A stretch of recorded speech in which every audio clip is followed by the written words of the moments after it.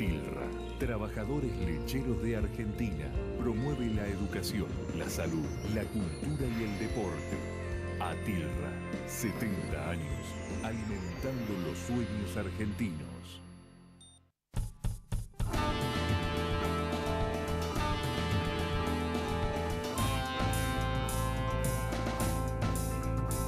Hola, ¿cómo están? Muy buenas noches, bienvenidos acá a Economía 4D, como todos los jueves a las 21 horas, acá en CN23. ¿Cómo estás, Gustavo? ¿Cómo te va, Agustín? ¿Cómo le va a todos ustedes?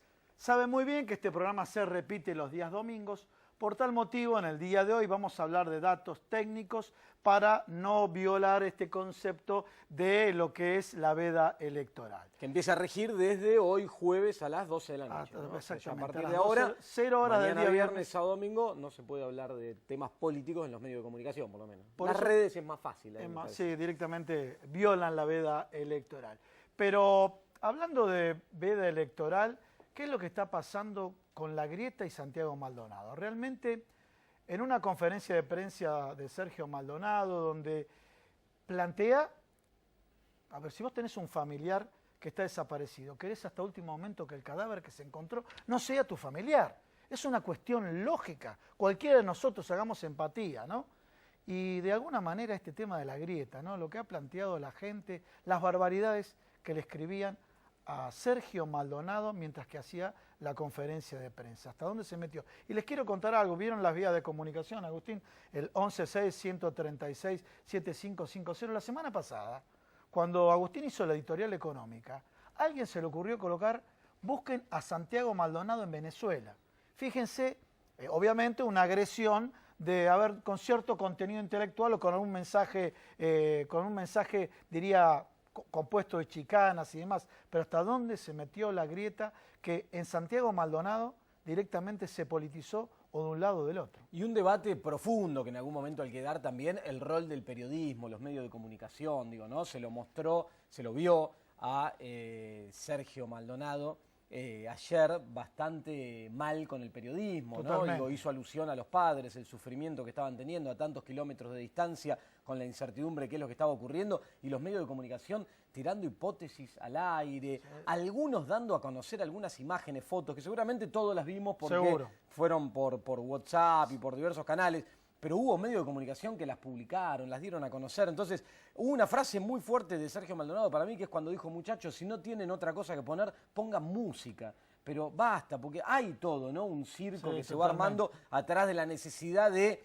tocar un tema que se sabe que va a tener una medición de rating, que el público está pendiente de eso, pero que no hay material para aportar hasta tanto no se aclare qué es lo que ocurrió, de qué forma se confirme el cuerpo. La justicia tiene otros tiempos. Hoy vamos a estar hablando de eso esta noche con uno de nuestros invitados que es especialista y sabe mucho de este tema. Vamos a estar hablando cuáles son los tiempos, las autopsias, lo que allí se determina, que no son los tiempos de los medios de comunicación. Totalmente. No es que a los 30 segundos de apareció el cuerpo vos ya tenés qué fue, qué pasó. Entonces se empiezan a inventar hipótesis, que surge de uno, que se le ocurre algo y otro la toma y la va repitiendo. Imagínate el sufrimiento de la familia frente a esa situación. Eso es lo que marcó Maldonado. No me cabe la menor duda, y principalmente a todos ustedes, no metan a Santiago Maldonado en La Grieta. Señores, es una familia en la cual perdieron un familiar, ¿sí? La semiplena prueba para todos los que hacemos periodismo, la semiplena prueba que es Santiago Maldonado, pero hasta que las pericias no lo digan, no se puede hacer otro tipo de confirmación. Pero vos dijiste que vamos a presentar a los invitados. Tenemos a Walter Gorbach, que es especialista en criminalística, y tenemos una serie de preguntas, porque como dijo Agustín, los periodistas de alguna manera nos transformamos todos en especialistas del tema. Cuando un cuerpo se hunde, cuando el cuerpo flota, las características. Hay que seguir un protocolo, se habla de distintos protocolos, ¿sí? El protocolo de Minnesota. En definitiva, hay que respetar ciertas normas para que en una autopsia, de alguna manera, los peritos, que intervienen peritos de parte, de cada una de las partes, los peritos tengan la menor cantidad de diferencias, porque hubo varios casos en nuestro país donde, por la forma con que se tomaron las pruebas, donde había profundas diferencias entre los peritos. Y fíjense la paradoja que el cuerpo médico forense, el que le hizo en primera instancia los estudios al caso de Nisman, van a ser ellos los que van a hacer, en este caso, lo están haciendo, en este caso, la revisión, el estudio, los análisis, a quién corresponde este cuerpo y las distintas características. A ver, y también los periodistas, ¿no? Que si tiene uñas, entonces, como tenía uñas, no puede ser que sean 70 días adentro del agua. El tema del cabello, el estado de descomposición y demás. Le vamos a preguntar a quién sabe si es así o no es así, para que de alguna manera dejemos en manos de ellos que nos comenten qué es lo que pasa. El estado de la ropa se puede conservar o no. Hasta algunos chistes que hicieron circular por las redes, el DNI que se encontró junto al cuerpo, si se puede mantener dentro del agua por cuánto tiempo. Bueno, todo esto son una serie de inquietudes que le vamos a preguntar a los especialistas. Sí, Walter Gorbach le vamos a preguntar esta noche sobre todas esas cuestiones, sobre las características de este protocolo de Minnesota que vos nombrabas, que me parece que apunta a buscar cosas que otro tipo de protocolos, existen diferentes formas de hacer estos análisis, otro tipo de protocolos no capturarían. Ahí están buscando, me parece, cuestiones muy específicas. También yo escuché mucho hablar muy bien del cuerpo médico forense que va a estar a cargo de esto. Dicen que es un cuerpo muy respetado internacionalmente. Intervinieron en casos de desaparecidos en fosas comunes en otros países. Esa es la referencia internacional del cuerpo médico forense. Bueno, y lo que más nos va a importar a todos acá, y creo ahora quizá el doctor también nos va a ayudar con esto, cuánto tiempo más o menos va a haber que esperar, son las causas. Más allá del reconocimiento, que va a ser más rápido, del ADN, si es realmente el cuerpo de Santiago Maldonado o no, las características de qué es lo que ocurrió con ese cuerpo que apareció en el río, en qué circunstancias falleció, hace cuánto tiempo, todo eso va a surgir de estos análisis, que es lo que a todos nos importa para llegar a la verdad y ver efectivamente qué es lo que ocurrió. Hace 78 días que nosotros venimos semanas poniendo el hashtag Santiago Maldonado en el programa, habíamos dicho vamos a hacerlo hasta que esto se aclare, hasta que se sepa qué es lo que pasó. Hubo manifestaciones, mucha expectativa por parte de todos para ver qué ocurrió. Bueno, de todos estos análisis que se hagan, vamos a tener la verdad, esperemos, de qué es lo que ocurrió realmente, ¿no? Bueno, hay un tema internacional vinculado con el periodismo y me refiero a la conocida bloguera maltesa Daphne Caruana Galizia, de 53 años, periodista que murió por un coche bomba por el tema de los Panama Papers. Y para todos ustedes, no estaba denunciando a un gobierno neoliberal, sino que estaba denunciando a un gobierno conservador, al Partido Laboralista de Muscat, sí, el primer ministro.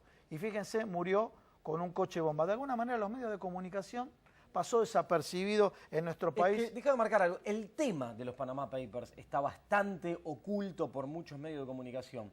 Acordate que vamos a respetar la veda electoral y dejamos el título, pero que está es Panama bastante oculto Papers. Panama Papers, lo que le pasó a esta mujer. Vos en otro programa, porque vos tenés una cantidad de programas incontable, en otro programa sé que entrevistaste a Santiago Donnell, que publicó un libro sobre el tema de esto de los Panama Papers y sus vínculos con Argentina. Así que en algún otro programa estaría bueno traerlo a Santiago Donnell. Él lo publicó con Tomás Luquín, periodista de Página 12, y hay mucha información. Compañero tuyo, ex compañero mío de otro programa, los dos tenemos mucho programa, parece. Sí. En otra oportunidad vamos a abordar, pero es un tema y es cierto que a esto que ocurrió de alto impacto internacional no se le dio la cobertura que debería, parece, ¿no? Es un tema muy importante. Totalmente. Bueno, también vamos a hablar de temas internacionales. Nos acompaña Hernán Villar. A ver, economía, política internacional, economía. La Unión Europea, ¿le conviene o no le conviene que Cataluña se independice independientemente? A ver, en términos argentinos, la apretada que le hizo Mariano Rajoy a Puigdemont, la ambivalencia de Puigdemont a decir somos independientes pero no, el respetar el artículo 155 de la Constitución española, etcétera, etcétera, etcétera. Pero ¿qué connotaciones económicas tiene o no tiene que dentro de un país, un Estado quiere independizarse y el efecto dominó que puede tener en Europa? ¿Y interviene en Cataluña o no interviene en Cataluña, ¿no? Está planteado ese debate también. Bueno, vamos a hablar con Hernán Villar. Seguimos presentando el resto de los invitados que tenemos esta noche. Vamos a hablar de economía. Yo ahora te voy a hacer en una pequeña editorial una descripción de algo que pasó en los últimos días vinculado con la economía, la inflación y el rol del Banco Central. Pero esta noche tenemos a Pedro Cascale, vocero y secretario de Industria de CAME, la Cámara Argentina de la Mediana Empresa, y al licenciado Fernando Quintero, director del Instituto de Estudios de Consumo Masivo, INDECOM, ¿sí? Que vamos a estar hablando también sobre cuestiones vinculadas a el consumo. ¿Te parece presentar el último invitado que nos falta totalmente. de esta noche? Y bueno, y Cristian Folgar, que es especialista en energía y servicios públicos. Con Cristian vamos a hablar, por ejemplo, y esto está vinculado a la economía, a la geopolítica, a la política y demás. Las reservas, encontraron reservas en el sur, en la Patagonia, más reservas, y dentro de este escenario, ¿cuál es la capacidad? Las distintas etapas, exploración, explotación y demás. Vaca Muerta ya es un hecho, ya tiene repercusión internacional, pero hay reservas en Tierra del Fuego. Realmente nos va a contar el potencial que tiene estas reservas. Y bueno, para nuestro país, ¿cuándo podemos ver esto a través de los números que da permanentemente Agustín Dateris? ¿Cuándo esto se va a transformar en una actividad económica que ayude a generar superávit comercial? Bueno, si te parece, vamos a unos pequeños auspicios. Te cuento brevemente el tema este de inflación y el Banco Central, declaraciones de parte del Banco Central en estas últimas horas y ya arrancamos con los invitados. Dale. Vamos.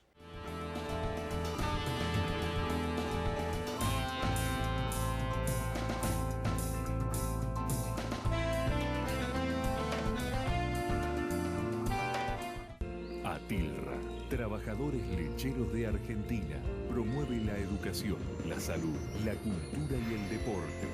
Atilra, 70 años, alimentando los sueños argentinos. Esta es la bolsa de valores, la de los valores que realmente importan. Un lugar donde se invierte en las acciones que nos hacen crecer como personas. Aquí encontramos a los inversores de la vida. Yo me convertí en inversor de la vida cuando entendí que no me estaba comprando un auto, no. Estaba invirtiendo en conocer lugares nuevos. Y que no estaba levantando 4 paredes.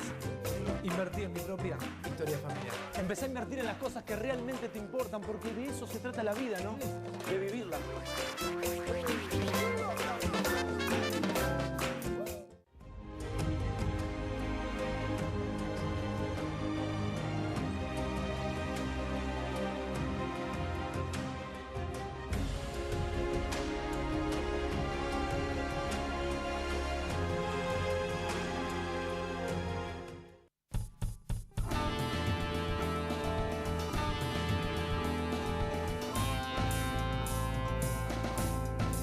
Bueno, acá estamos, seguimos en Economía 4D. Antes de arrancar con nuestro living de invitados de esta noche y tocar todos los temas que te contamos, una pequeña cuestión vinculada con los temas económicos que siempre abordamos acá en el programa, con datos muy recientes que salieron hace apenas unos días atrás y que después tuvieron que ver con algunas declaraciones de parte del Banco Central. Primer dato que voy a tomar. Hace unos días atrás salió el dato de inflación en Argentina, inflación minorista, el famoso índice de precios al consumidor, que arrojó una variación mensual de 1,9% para el mes de septiembre, ¿sí? En el mes 1,9%. Esta variación mensual se aceleró, venía de un dato de 1,6 el mes anterior. Ahora, ¿esto por qué sorprende al Banco Central? Porque la expectativa que el propio Banco Central tenía era que a esta altura del año la tasa de inflación no supere un registro de un 1% mensual. ¿Para qué? Para llegar a cumplir con la meta. La meta que se había establecido era entre 12 y 17% para todo el año. Con este dato de 1,9 a septiembre se acumula una inflación de 17,6. Es decir, el límite superior de la meta ya se sobrepasó y todavía quedan 3 meses para cerrar el año, con lo cual probablemente cierre la inflación más cerca de 22, 23%, son las estimaciones privadas que andan dando vuelta. Ahora, el tema es que esto planteó un debate profundo entre economistas que tiene que ver con, bueno, qué validez tiene o qué credibilidad tiene un Banco Central que fija una meta si esa meta no se cumple. ¿Qué credibilidad puede tener la meta que fijó el Banco Central para el año que viene, que es entre 8 y 12%, si la de este año no se cumplió y por un amplio margen? Porque hablar de que 17 era el límite y puede terminar en 23, estamos hablando de 6 puntos porcentuales por encima, o sea, casi el 50% de lo que era el límite inferior de la meta por encima del límite superior. Es una diferencia muy grande. ¿Qué es lo que ocurre? El Banco Central lleva adelante una política de retirar pesos de la economía para tratar de controlar esa inflación que le está costando domar. En ese sentido, nosotros acá te contamos muchas veces que se fue ampliando este stock de LEVAC, estas letras del Banco Central, que ya superan el billón de pesos. Billón, dije, no millón, o sea, son 12 ceros atrás de un 1, o sea, es una cantidad muy grande de letras que hoy tiene el Banco Central sobre las cuales paga interés. Este martes de esta semana, anteayer, hubo una licitación donde vencían 381.000 pesos de estas LEVAC, que el Banco Central quería renovar, o sea, quería refinanciar, que quienes tienen esas letras la cambien por letras nuevas. ¿Para qué? Para no ampliar la cantidad de dinero que hay en la economía. Sin embargo, no lograron el objetivo, apenas lograron capturar 316.000 de los 381.000, o sea que hubo una expansión de alrededor de 64.000 millones de pesos que el Banco Central quiere evitar, aún habiendo mantenido las tasas de interés en los niveles en los que había tenido en la licitación del mes pasado, en niveles de 26,5 hasta 27,5 dependiendo de los plazos. Ahí hay un tema de debate que después acá vamos a seguir de cerca, que es cómo las altas tasas de interés perjudican la actividad económica. Hoy tenemos invitados vinculados, te contamos, con el consumo, con la pequeña y la mediana empresa. ¿Cómo afectan a ellos? Le vamos a preguntar también hoy. Esas altas tasas de interés, ¿tiene un impacto o no sobre el consumo, sobre la inversión productiva, real, la generación de empleo? Bueno, eso tiene un vínculo. Entonces, lo que hay que analizar es el costo que está asumiendo el Banco Central de tanto tiempo con altas tasas de interés, de un stock tan alto de letras, donde le cuesta renovar y probablemente tengan que incurrir en tasas un poco más altas, afectando la actividad económica, con una inflación que no desacelera y que se mantiene en registros por encima de lo que el Banco Central esperaba. Bueno, es un problema, es un tema de debate entre economistas, es algo que acá vamos a seguir muy de cerca. No solo vamos a estar hablando con los invitados esta noche, sino que de acá en adelante lo vamos a seguir y lo vamos a tratar y mucho. ¿Te parece, Gustavo, arrancar? Muy bien, vamos a comenzar hablando del tema Santiago Maldonado y estamos con Walter Gorbach, especialista en criminalística. Bueno, muchas gracias por estar en el programa. Creo que la especialidad de ustedes se transformó en el centro de escena de todo el país, aunque quiero confesar también que hay un sector de la población que de alguna manera está saturado por la sobreinformación vinculada a Santiago Maldonado. Bueno, hicimos varias preguntas con Agustín. ¿Por dónde? Primero, ¿ves que de los medios de comunicación se está dando mucha data que confunde? Absolutamente, justamente a raíz de lo que vos, Gustavo y Agustín manifestaron en la editorial, en el inicio. Yo honestamente los felicito por la manera que están tratando el tema. ¿Y por qué digo esto? Porque he visto numerosos medios de comunicación y demás en donde sobreabundó una información o una mala información desde el punto de vista técnico-pericial que hace a confundir las cosas. Y el día de mañana, cuando llegue algún tipo de resultado certero sobre la operatoria pericial en ejecución, evidentemente va a estar contrastado y va a estar desdibujado con estos matices. Así que al respecto, en lo que hace a mi humildad, voy a tratar de aclarar algunas cuestiones y muchas de esas vinculadas a las preguntas. A ver, los mitos, primero, ¿cuánto tiempo puede estar y en qué estado de descomposición un cuerpo en el agua? ¿Se puede detectar con esta autopsia cuántos días, si estuvo 70 días en el agua o solamente 5 días? Y vamos, ¿no es cierto, Agustín, la teoría que dijeron algunos, inclusive la familia, que estuvo plantado el cuerpo? ¿Se puede detectar eso? Sí, se hacen los análisis que nosotros denominamos cronotanatodiagnóstico. A ver, repetilo por favor, ¿cómo es? Cronotanatodiagnóstico o IPM, que es el intervalo post-mortem, es decir, ¿qué periodo hace que un cuerpo está sin vida? Es decir, ¿cuánto tiempo? Evidentemente se analiza la putrefacción cadavérica, la fauna cadavérica, si es que la hay o no, y con todos esos elementos, más la variable de las condiciones atmosféricas y en las condiciones en donde se ha encontrado... Esto es el famoso protocolo que se habla, que mantener la temperatura del cadáver, la bolsa, la foto, no moverlo del lugar, etcétera, etcétera, ¿no? Es correcto, este protocolo hace mención a esas cuestiones que igualmente, yo también me gustaría aclararlo, profundizarlo, verdaderamente debiera hacerse para todo tipo de investigación criminal. Este protocolo tiene aproximadamente 25 años, o sea, no es de antes de ayer. Seguro. Y son las mecánicas o metodologías que deben aplicarse para cualquier tratamiento de un cuerpo sin vida. Por supuesto, requiere esta conservación del cuerpo, estas mediciones de temperatura allí en donde se lo encontró, en este río Chubut, es muy importante, esas mediciones del cuerpo y del medio ambiente, y después los otros cotejos térmicos que se van haciendo al momento de desarrollarse la autopsia en sí. ¿Cuánto debería pasar para que nos enteremos si el cuerpo, o sea, el análisis de ADN, no las causas de la muerte, si el cuerpo, eso no es Santiago Maldonado? Bueno, primeramente lo que se trata de efectivizar es la identificación mediante improntas digitales, que es lo más directo, lo más rápido. Pero tengo una pregunta, dijiste impronta digital y me queda en el agua. ¿sigue la impronta digital? Bueno, depende, ahí está Gustavo, el dato, depende cuánto tiempo hace que está fallecido este cuerpo. Si es un cuerpo relativamente reciente y por más que esté en contacto con el agua, vamos a tener muchas posibilidades de poderlo identificar por la yema de los dedos. Ahora, si el cadáver está en un avanzadísimo estado de putrefacción y el tejido está disgregado, ahí no vamos a poder obtener improntas digitales más allá que hay algún proceso secundario. Primera pregunta, 70 días en el agua, ¿hay huellas digitales o no? Habría que ver el caso puntual. ¿Ah, sí? Sí, ¿Varía cada cuerpo? Varía cada Bien. cuerpo, varía las condiciones de temperatura. Hay que ver si estos 70 y algo de días estuvo completamente siempre sobre el agua o debajo del agua y demás factores. Y además de todo esto, agregados a la fauna silvestre, que muchas veces atenta justamente a los dedos, a las falanges, son los extremos distales y roedores, alimañas del lugar, a veces nos disgregan este tejido. En el caso que no se pueda hacer la comparación dactiloscópica, ahí sí, Agustín, uno va a la segunda fase, que es el estudio genético, que con una pequeña muestra del cuerpo, generalmente se toma, si el cuerpo está en descomposición, se trata de tomar algún hueso, un hueso plano, ¿no? Sí, el interior del huesito. Si es un cadáver fresco, se puede tomar algún músculo, alguna punción muscular.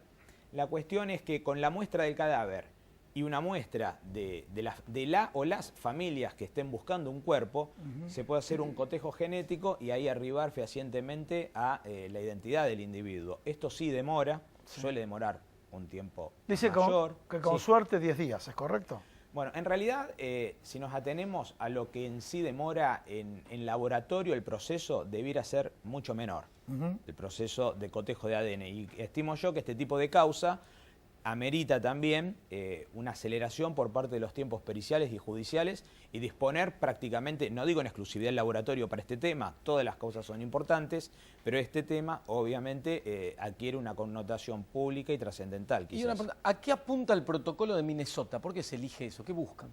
Bueno, el protocolo de Minnesota fue, digamos, ideado, si se quiere, o articulado por muchas naciones y a través de Naciones Unidas se ejecutó este tipo de recomendación para el tratamiento de cuerpos en aquellos casos que es susceptible de inferir que hubo algún tipo de tormento, tortura o algún tipo de accionar, si se quiere, por parte incluso del Estado o de los Estados. Entonces, lo que requiere es, digamos, un esquema metodológico bastante específico para ir paso a paso en la conservación tanto del escenario como del cuerpo y poder ir en búsqueda de una probable lesionología o circunstancia en la cual esté implicado algún tormento o alguna tortura que haya podido sufrir el individuo. Eso es en líneas generales, para eso apuntaba el protocolo, pero en realidad el protocolo ni más ni menos es una especificación de lo que hoy por hoy debe hacerse con cualquier cuerpo. Es decir, cualquier cuerpo en una muerte sospechosa de criminalidad, los análisis específicos también debieran ser profundos o con esta profundidad. Walter, tenemos que ir al corte, te dejo una pregunta para después del corte, ¿se pueden detectar, los expertos pueden detectar si el cuerpo fue plantado o no? Dejamos la pregunta ahí, vamos a un corte.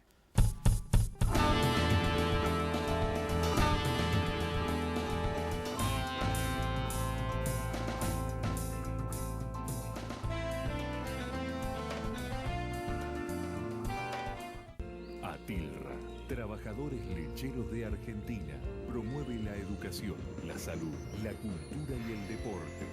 ATILRA, 70 años, alimentando los sueños argentinos.